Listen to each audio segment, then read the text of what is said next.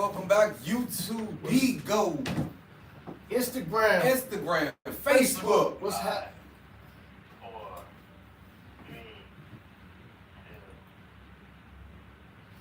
Welcome back. Blockboy SportsTalk. What up? It's your man Vex. What's happening? It's your man Marco Polo. All right. Y'all already see in the middle. Y'all like, man, what's going on? There's three of y'all. What's happening? We got Travis Garrison. Hey, Maryland's finest. We got a superstar in the building, ladies and gentlemen. We want to welcome him as our co-host today. And that's right in time for March Madness and everything that's going on. But before we go into March Madness, we're going to have the weekly boxing recap. You gotta get into that, man. Gotta get into that, man.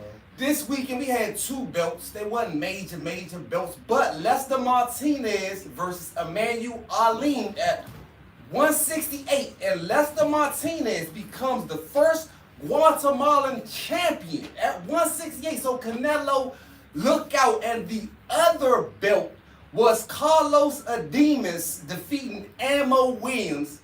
And Ammo did put up a great performance despite being knocked down in the second round and being beat up. The Dominican Dominator, Carlos Adames, retained his title as well. So looking forward to this coming Saturday, the 28th. Moses the Talma is fighting Jermaine Franklin. He is trying to become the youngest heavyweight ever, trying to beat out Mike Tyson. And the only two losses that Jermaine Franklin have is Anthony Joshua and Dylan White, who coincidentally, that's why Moses is really being talked about. He's 13-0, 11 knockouts. He knocked out Dylan White in the first round. So we're looking forward to him fighting this Saturday and seeing if he's going to take down Mike Tyson's record of becoming the youngest heavyweight champion ever.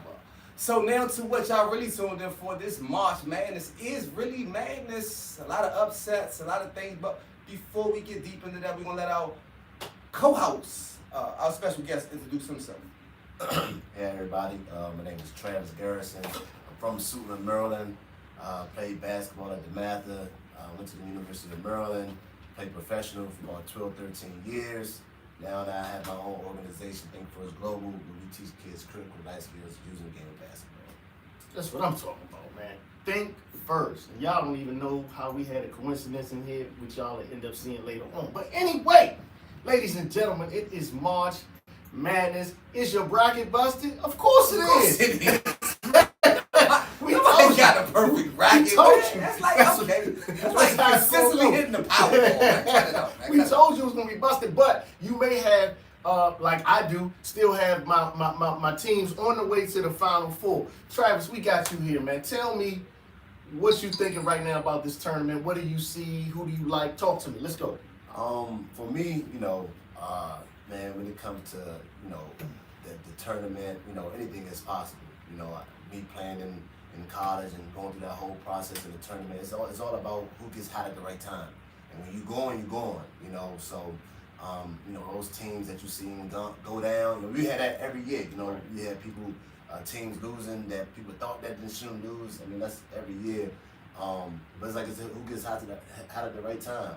I think, obviously, Duke is tough, but, they got injuries as well. Yes. But St. John's, man, I think a lot of people might be rooting for them with St. John's, with Patino, man, what he's doing to that program, what he's done to that program, and what he's doing. It's gonna be interesting, man. It's gonna be a really good Sweet 16 right here. I like St. John's, and I actually picked St. John's in that upset over Kansas. But watching their games, they missed a lot of shots. And that was interesting because if they would have made half of the shots they missed, they would have blew them people's out. And one of the big things you talk about is coaching. You got Hurley with UConn and Tom Izzo. I mean, you got these big name coaches, and as you can see, as it's going down the stretch, that may play a big factor in this. Who do you think is your favorite coaching style left in the tournament? Man, you said a great point. You got coaches that's been there before, so they know that arena. They know what it looks like. They know what it takes.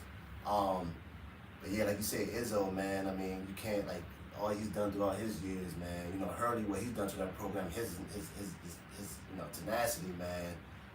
But I'll probably say Izzo, man. To be honest with you. Okay. In regards to coaching, like who's left. Because you spoke on Duke with John Shays up down there, and he hasn't really done anything tournament-wise, but Duke is still a powerhouse. I mean, they've shown you what they can do. So it's just interesting as I'm watching the tournament myself. I'm saying to myself, like, okay, it's always the players. One of my favorite player in the tournament right now, I gotta say, is the boy Acuff from Arkansas, playing lights out. He's playing unbelievable.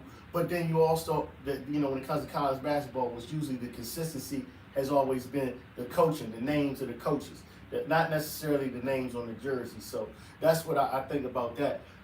Florida being out, so we know we won't have a repeat. Before you speak on the Florida upset, you got to speak on the first upset, the High Point digging in there. When they got that first upset, you got to speak on them. Oh. Now they out now, but Well. What I was talking about Florida in particular was because there will be no repeat champion. That's what I was getting ready to get to.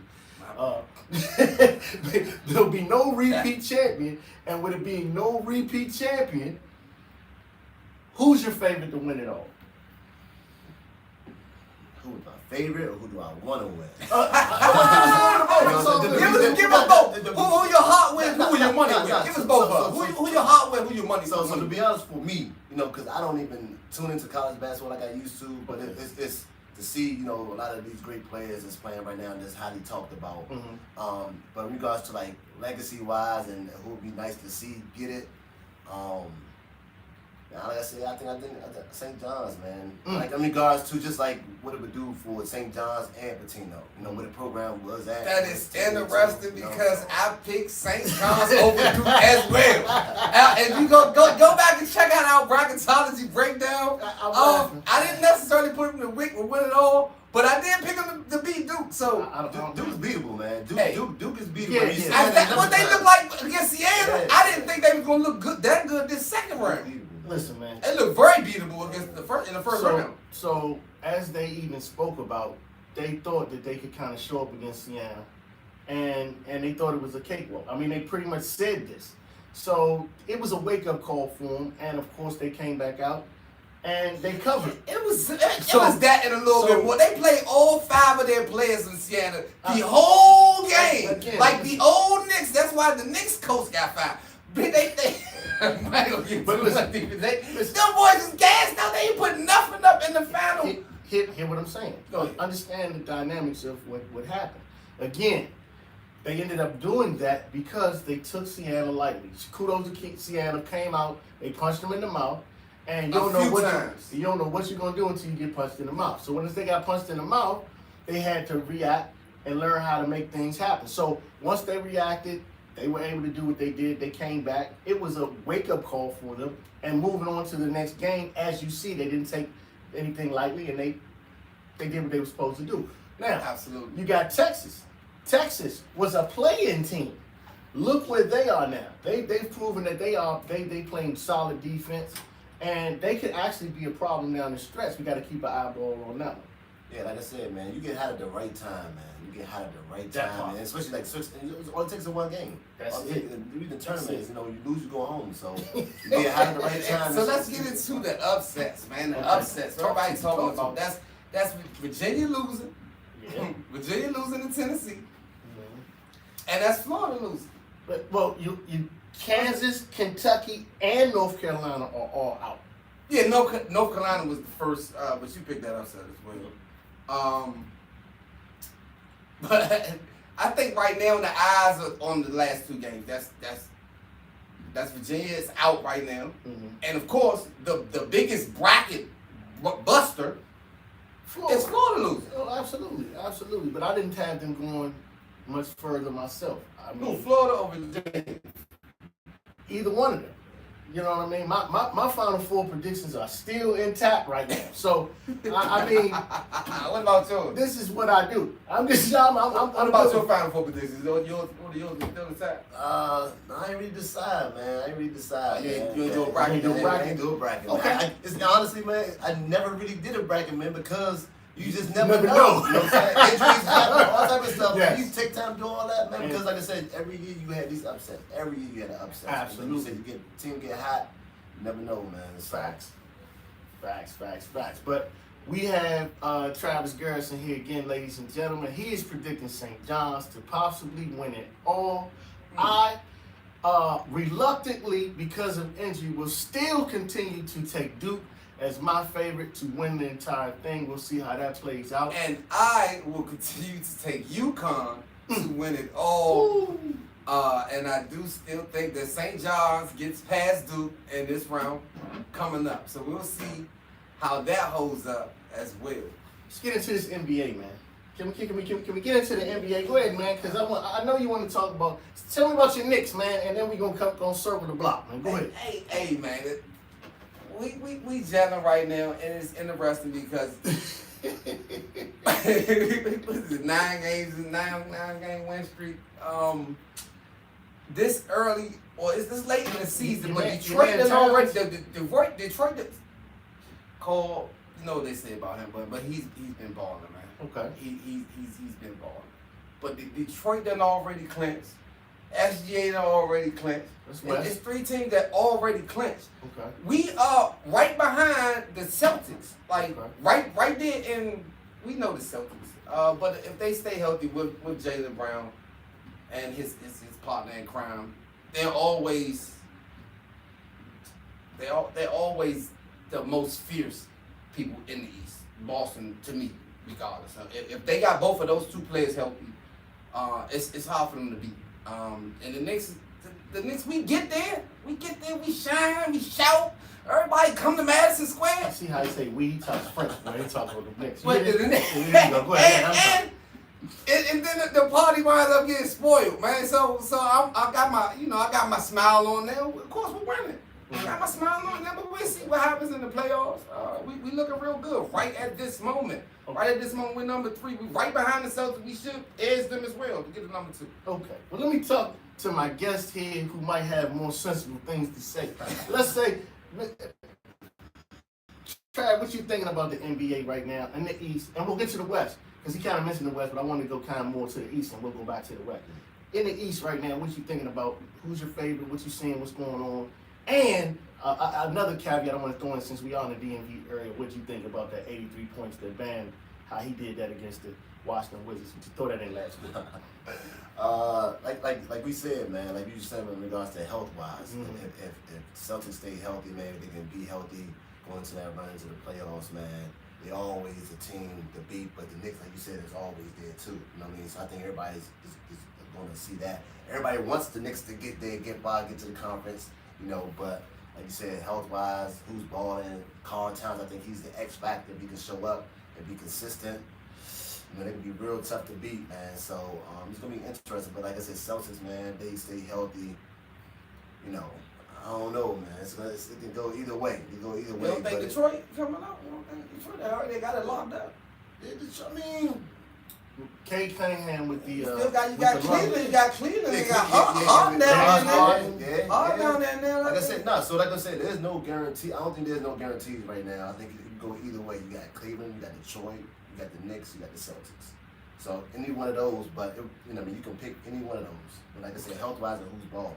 Okay, so for me, I absolutely believe it's messed up that Vucevic got hurt up there with Boston, but I think that Boston, considering Tatum coming back, in a way that Jaylen Brown is playing lights out, to me has leaned towards being the favorite coming out of the East. The Knicks have played fairly well, of course, with Brunson and Towns being a good 1-2 punch how they're playing, and I like the coaching style being a little bit different, having Mike Brown. I think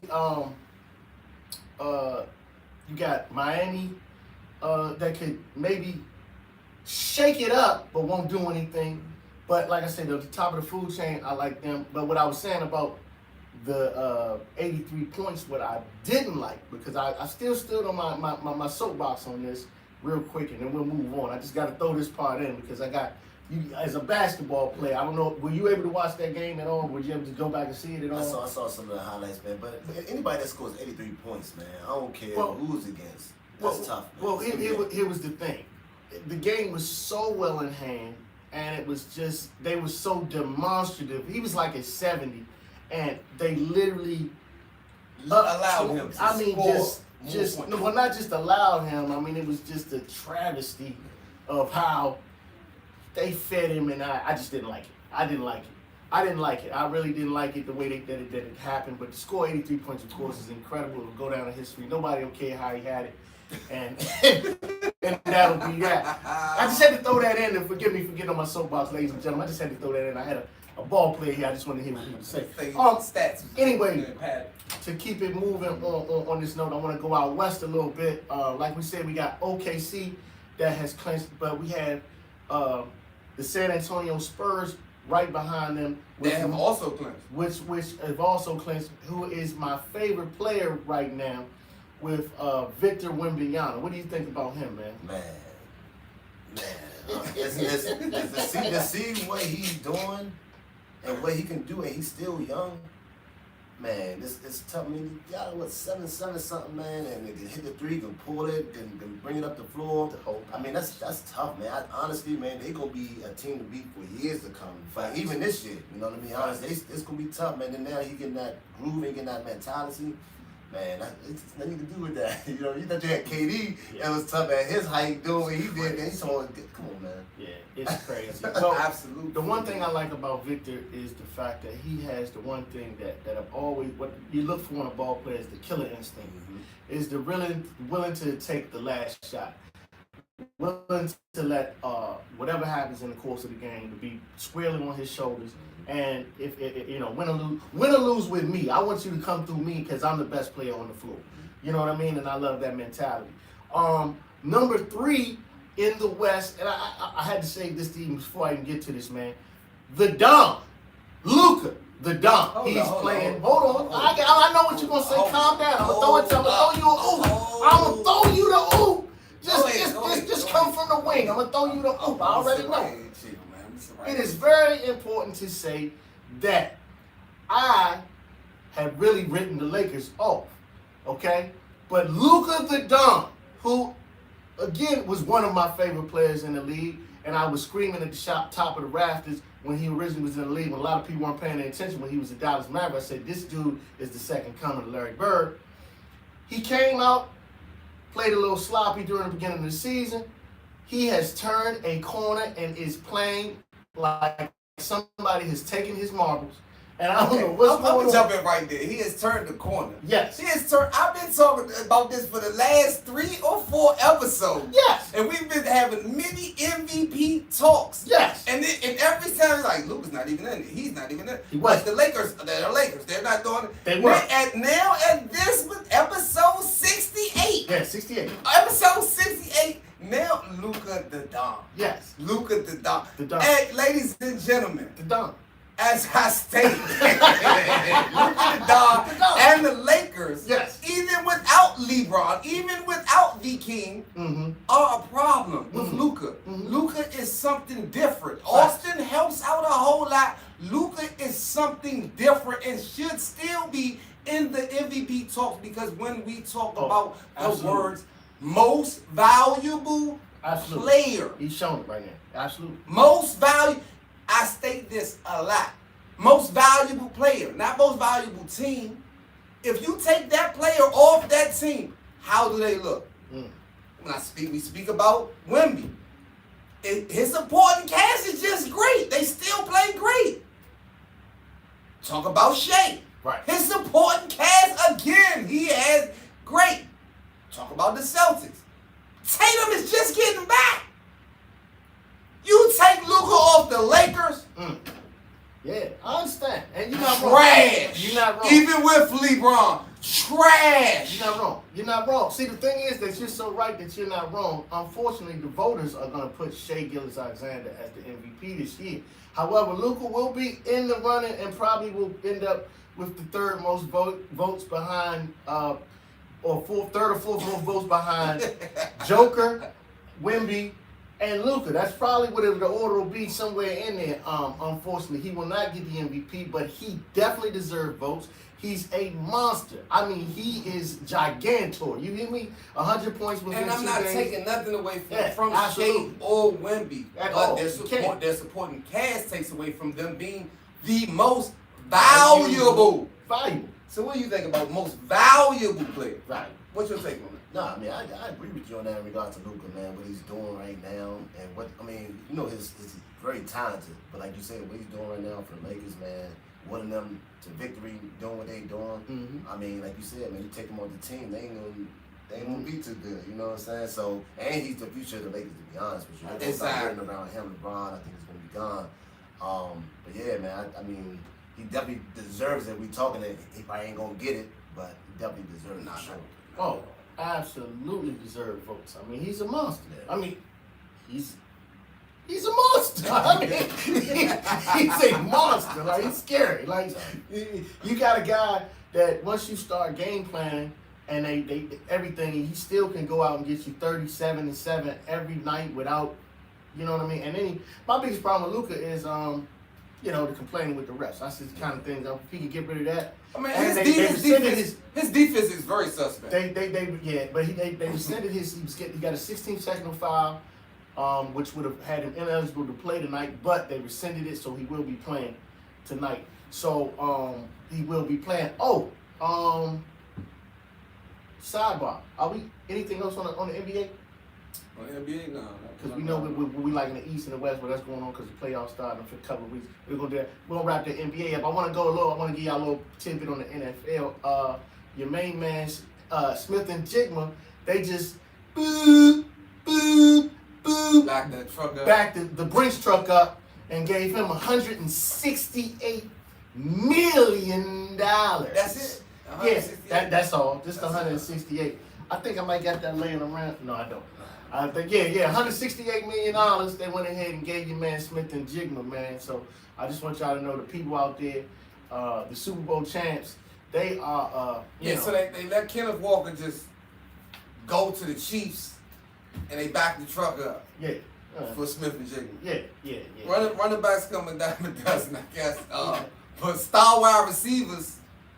Hey, especially like Smith and Jigma, those are one of a kind. Yeah, he's special.